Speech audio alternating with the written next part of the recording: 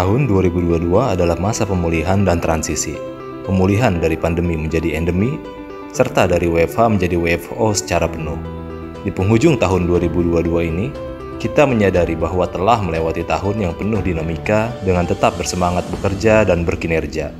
Di sepanjang tahun ini, Kementerian Hukum dan HAM terus berupaya untuk melayani masyarakat dengan sepenuh hati.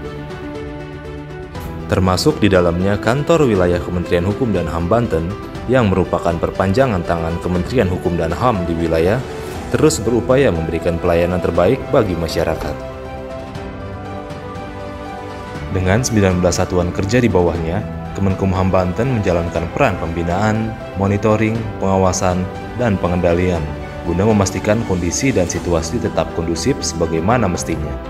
Satu tujuan akhir adalah memberikan pelayanan secara profesional, akuntabel, bersinergi, transparan, dan inovatif kepada masyarakat yang membutuhkan di wilayah Banten.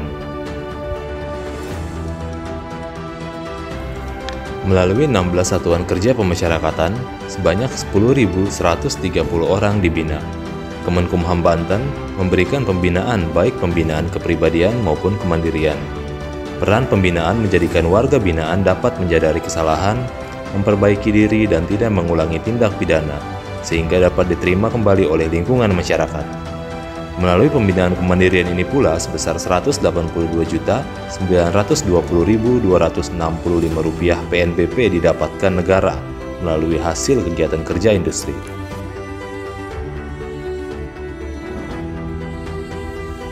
Peran pengawasan dilakukan dengan melakukan sidak sebanyak 596 kali dan pengecekan tes urin sebanyak 1.683 kali. Mengukuhkan komitmen memberantas narkoba, sinergitas dilakukan Kementerian Hukum dan HAM Banten bersama BNNP dan Polda Banten melalui nota kesepahaman. Tak hanya pemasyarakatan, Kemenkumham Banten juga memiliki tugas dan fungsi di bidang keimigrasian. Melalui 3 satuan kerja keimigrasiannya, berhasil berkontribusi terhadap PNBP sebesar Rp107.419.600 dengan total layanan paspor sebesar Rp164.789. Kemenkumham Banten juga terus aktif melakukan pengawasan kepada orang asing melalui tim PORA. Sebanyak 54 kali dilakukan kegiatan intelijen serta 625 kali operasi pengawasan terhadap 18.077 warga negara asing. Bergerak di bidang hukum dan HAM, Kanwil Kemenkumham Banten berperan memfasilitasi pengharmonisasian 233 rancangan peraturan daerah, serta memberikan bantuan hukum kepada 447 orang miskin, baik litigasi maupun non-litigasi. Dengan disahkannya RUU KUHP pada awal Desember lalu, Kemenkumham Banten turut berperan aktif dengan mengundang secara langsung Wakil Menteri Hukum dan HAM guna mensosialisasikan kepada masyarakat, dalam hal ini kepada mahasiswa di Provinsi Banten. Di tahun 2022 ini, pemerintah memberikan perhatian lebih kepada kemajuan UMKM. Peran Kemenkumham Banten mendorong hal ini dapat dilihat dengan sebanyak 11.159 permohonan kekayaan intelektual difasilitasi Kemenkumham Banten dari target 127 permohonan dan menghasilkan 15,5 miliar PNBP bagi negara. Juga dengan diraihnya 4 penghargaan di bidang kekayaan intelektual dari Kementerian Hukum dan HAM Republik Indonesia.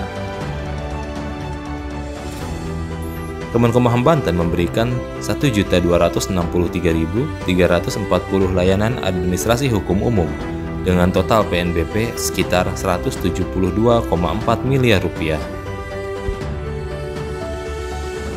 Di tahun ini, Kemenkumham Banten turut berhasil meraih penghargaan sebagai Kabupaten Kota Peduli Hak Asasi Manusia yang diberikan pada peringatan Hari HAM Sedunia tahun 2022.